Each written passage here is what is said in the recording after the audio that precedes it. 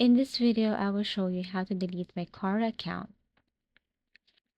So first, you have to log in to your Quora account. You can log in with your email, Google, or Facebook account. After that, go to your settings, click your profile in the top right corner, select settings from the drop-down menu, and then here you have to tap on the gear icon. Scroll down here and then look for privacy.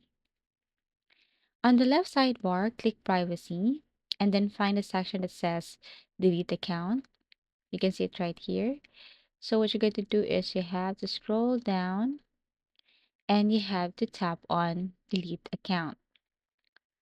Now, Quora will ask you to enter your password to confirm deletion. You can enter, then click Done. So all you have to do here is to add your password to make sure that you're the one who's making some changes here. So add your password.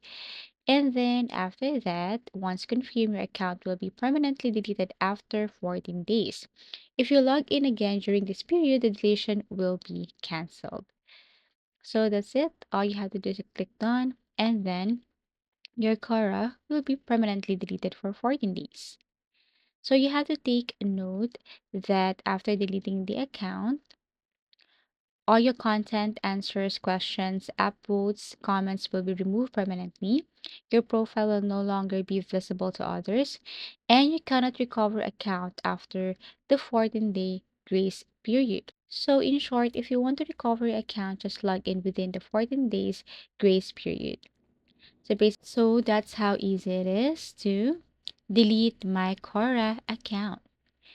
Thank you so much for watching and see you again in our next video tutorials.